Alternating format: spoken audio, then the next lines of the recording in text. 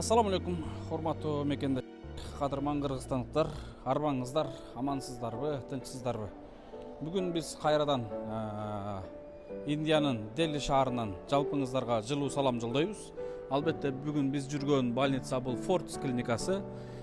Фортс больницадан Алихан экөөбүздөн салам. Салам алейкум деп койчу. Алейкум салам. Кандайсың? Жакшы. Жакшы дейт. Урматтуу мекендештер, биз азыр мен алып жүргөн, жанымда жүргөн, сиздерге өзгөчө позитив тартуулап аткан бул Алихан менен Татынайымдын бүгүн толук анализдерин айтабыз. Урматтуу мекендештер, бүгүн менин жанымда жүргөн, биз алып келген бириси 4-үнчү жолу, бириси 3-үнчү жолу келип аткан Алихан менен Татынайымдын толук анализдерин, врачтар эмне деп айтканын азыр сиздерге толук айтабыз. Албетте бул кабарды, бул жаңылыкты сиздер күтүү, анда чыдамсыздык менен күтүп атсаңыздар керек. Айрыкча мынау кичинекей балдарга, кичинекей кыздарга күйүп аткан эли журтубуз өзгөчө күтүп атса керек. Мен азыр Алихан, кандайсың? Жакшы. Жакшы жүрөсүңбү? Настроениялар кандай, маанайлар? Жакшы. Маанайлар жакшыбы? Еш шириним десе.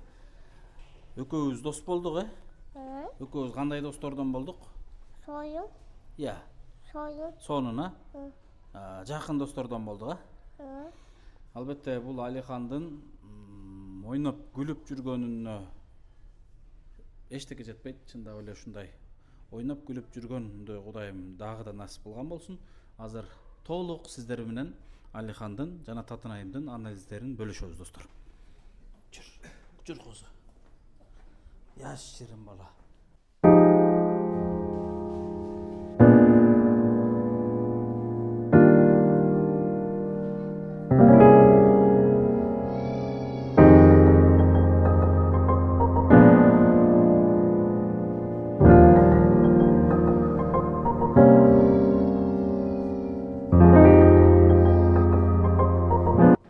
Ушундай урматтуу достор, мекендештер, жалпы кыргызстандыктар, эл жакшылары, менин астымда турган кичинекей татынакай эки ширинтайлар турат.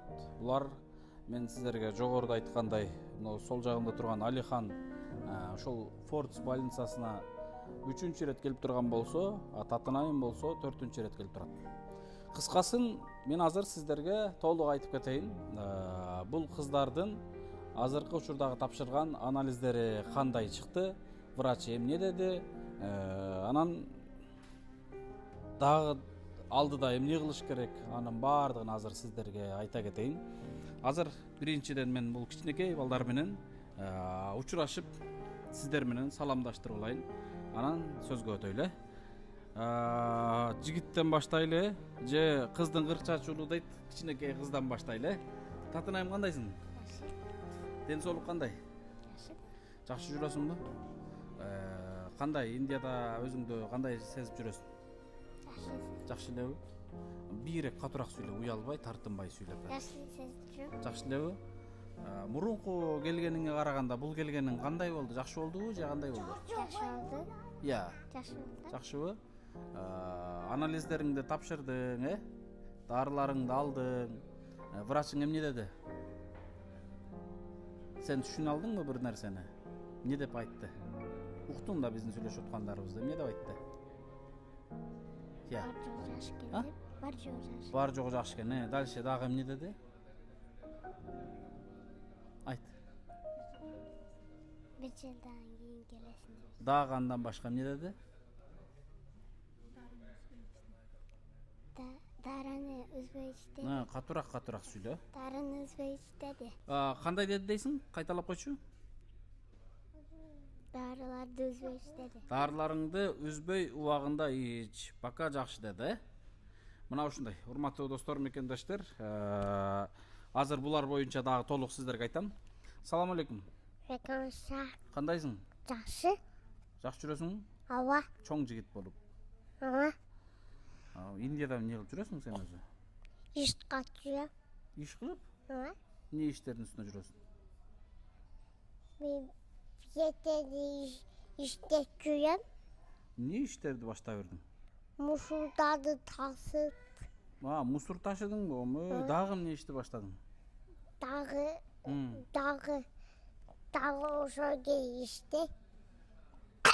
Өзү эмне кылган келдиң элең бул жака, Индияга? Мусор ташыга. Жо, Индияга эмне иш менен келгенсиң өзү бул жака? Ай тапшы. Мына анализ тапшырганга келдиң. Анализ тапшырдыңбы? Ава. Алдыбы анализ? Ава. Кандай чыкты анализиң? Жакшы чыкты. Жакшы элеби? Ава. Врач эмне деди сага? Бибим бизете деди. Дайын ишки аны эне кушунда дейсиң деди. Ошун тапшы. Баптыр. Көбүрөөк суроо берип коюп окшойм. Баш ооруп кеттиби? Мына ушундай. Бул Алихан канчага чыктың? Жымага. Жакшыны айтчым, койчум, жолун айтчы. Жыма чыктым. Жыма чыгып калдыңбы? Сен анда үйлөнөйүн деп калыпсың, Жыма. Мен 5ке. Үйлөнөйүн деп калыпсың, Кыргызстан. Анда жакшы үйлөнөт экенсиң жакында,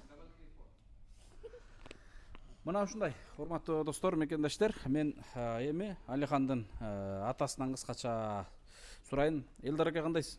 Жакшы, Кудайга шүгүр. Жакшыбы? Кудайга шүгүр, жакшы. Байкасам, кече сурагандай эле 2-3 күндөн бери маанайыңыз жоктой жүрөт, жакшы элеби? Жакшы эле, Кудайга шүгүр, жакшы эле маанай. Балаңыздын анализдери сизди кыжалат кылбай элеби? Жок, анализдери жакшы эле, жакшы чыкты. Бул өзү кандай үмүт ниет менен келдиңиздер эле? Анализдери жакшы чыкса деп эле келгенбиз, жакшы эле чыкты, Кудайга шүгүр.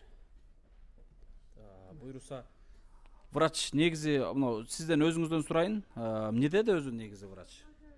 Алихан, кел местен отур. Алихан. Врач өзү пересадка алып койсоңор жакшы деди. Пересадка алып койсоңор жылда келип отурбайсыңар, дары ичпей пересадка алып койсоңор бир жолу неме болсо айыгат деди да, 100%. Врач мына ушул сизге ушул жоопту айткандан кийин кандай ойлор пайда болду? Эмнени ойлонуп атасыз? Пересадка ойлонуп атабыз, пересадка кылдырсакпы же өз лечение кандары го жакшы эле чыкты, неме анализдери. Аны эми да ойлонуп көрөбүз да, маслихатташып сүйлөшүп Кыргызстанга барганда. Түшүндүм. Мен азыр кайра бул сөзгө кайрылып келем. Татынайымдын апасы менен дагы сиздер менен учураштырып бөлүштүрүп коеюн. Зульфия эже кандайсыз? Жакшы, рахмат. Ден соолугуңуз жакшыбы? Шүгүр жакшы. Кызыңыз кандай? Ден соолугу кандай? Анализдери кандай чыкты? Татнайм буйруса быйыл 4-чү ирет келиши Индияга. Ушу гематология, онкология бөлүмүнүн башчысы, биздин врач Викасованын көзөмөлүндө 4 жылдан бери.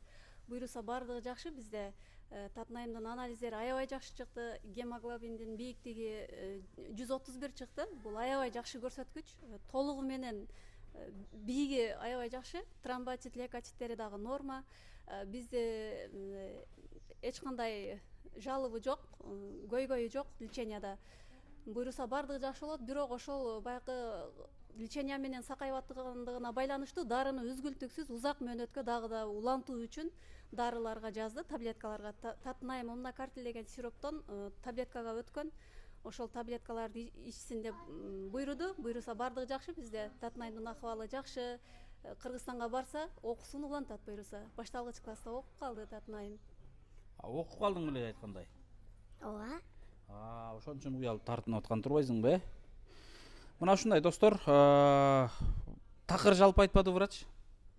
Врачтан жалпы айтпады десем жалган болуп калат.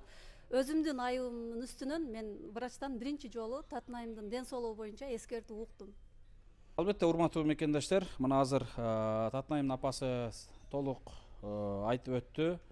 Негизинен бул кичинекей 2 наресте биз буга чейин келгенде 15 жашка чейин лечение, дарынын жардамы менен лечение кылыш керек деген. Анан бул татнаймдын апасы азыр өз мойнуна алып атат. 6 ай дарысын ичирбей койгон экен. Себеби бар, анткени кандын тромбоцит көбөйүп кеткенден, тромбоцит көбөйүп кеткенинен ошол кан улам коюлуп атканынан кыжалат болуп, дарысын 6 ай бою ичирбей койгон экен. Буну албетте моюнга алыш керек. Ооба, мен дагы бир жолу бул кан адамдын сөөк чучугунан иштеп чыккан, жүрөктү, бүтүн денени кыймылга келтирип турган жаны болуп эсептелгенине дагы бир жолу ынандым. Мен кызымдан кечирим сурайм ошондой кылып койгонума. Бирок анализдери бардыгы жакшы. Бул кан жок болсо жашоо бүтүп, өмүр токтошуна көзүм жетти. Мындан кийин мен эч качан бул оору менен ойношпойм, дарыны токтотпойм, кызымды көзүмдүн карачыгындай карайм деп убада берем. Буйруса бардыгы жакшы болот. Кансыз жашоо бул бардык нерсеге кандын тазалыгы керек экен. Жакшы жашоо үчүн дагы, жакшы күлүп ойноп жүрүш үчүн дагы, жеп ичиш үчүн дагы, даже бул адамга жан улаш үчүн, донор болуш үчүн дагы бул менин башыман өткөн окуя болду. Ошого бул кандын тазалыгы аябай керек экен. Бул дүйнө жүзү боюнча эле эң бир барып турган бир тоба кылдым жаман оорулардын бири бул ушул кан боюнча оорулар экенине мен ушунчалык эме атам. Ошол ооруга чалдыгып калды кызым, айла жок, моюн сунуп акырындан жеңип келип атабыз. Бул дагы тагдырдын буйругу экен. Шүгүр, бирок 1000 мертеден шүгүр кылам. 4 жыл мурунку акыбал менен азыркы акыбалын салыштырсам, чынын айтсам, сага дагы ушунчалык ыраазы болуп кетем. Ушул фонддун чакырыгы менен элге жайылып, элге чыгып, кызым ошо эл берген колгабыш жардамдар менен балким жарык жашоодо ушул күндө турганыбыздын өзү бизге чоң бакыттыр деп эсептейм.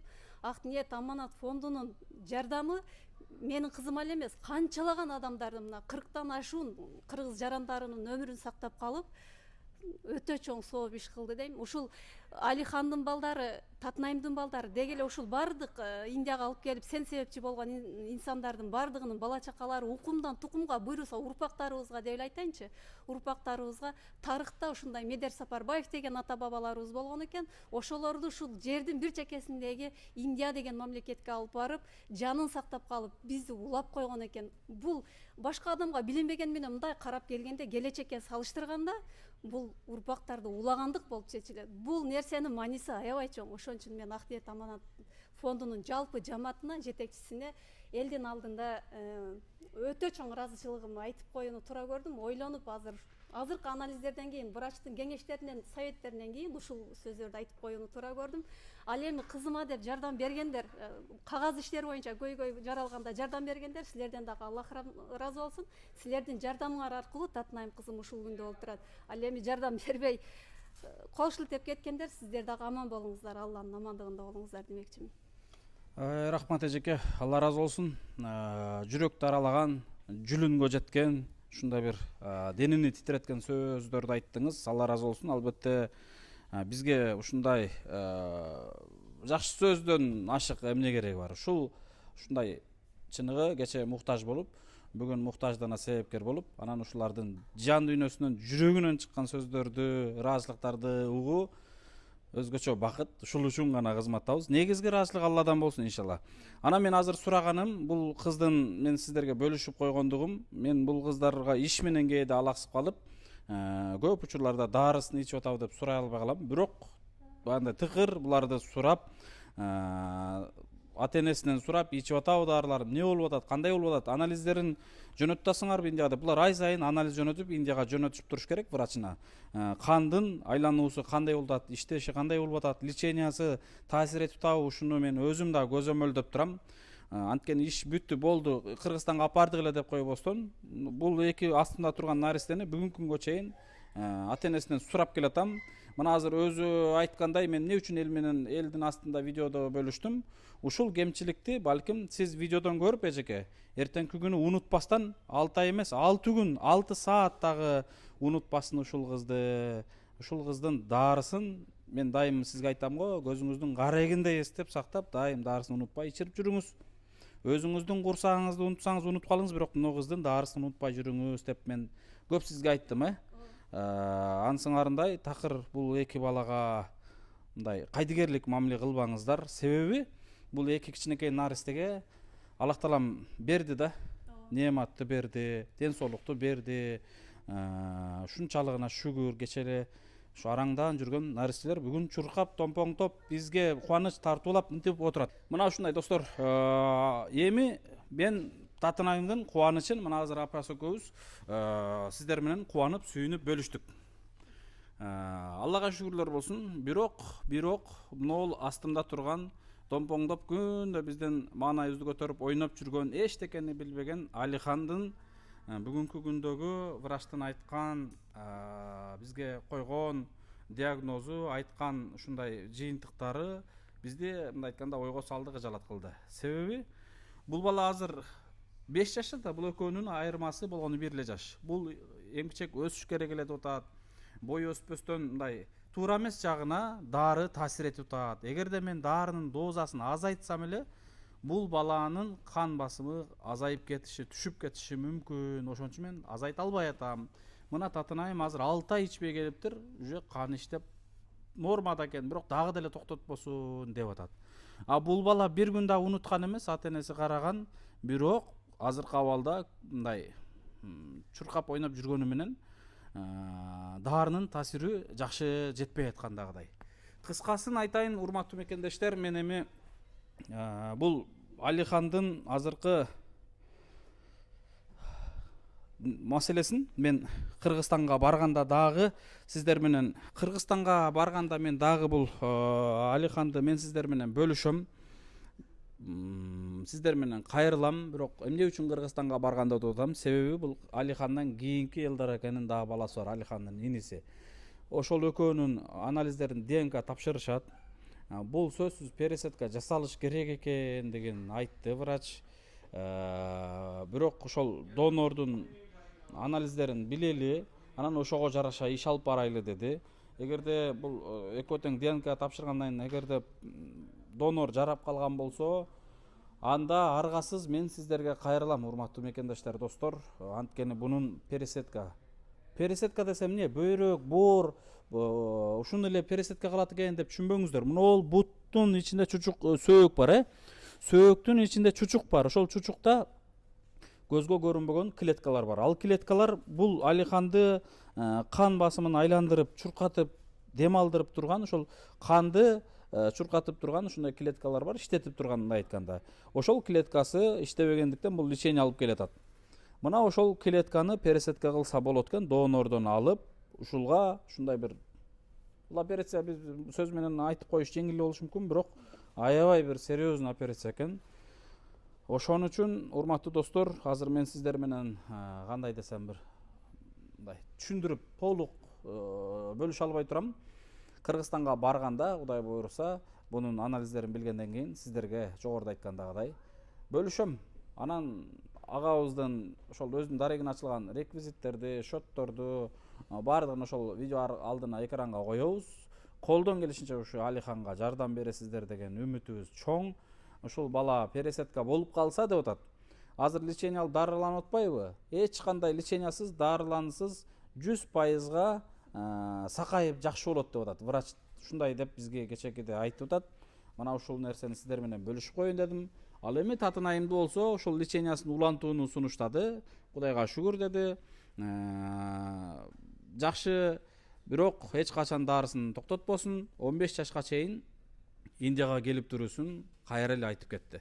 Анан мен эртеңки күндөрү татынайым боюнча отдельно дагы бир видео кылам, бирок ушул жерде дагы баса белгилеп кетейин.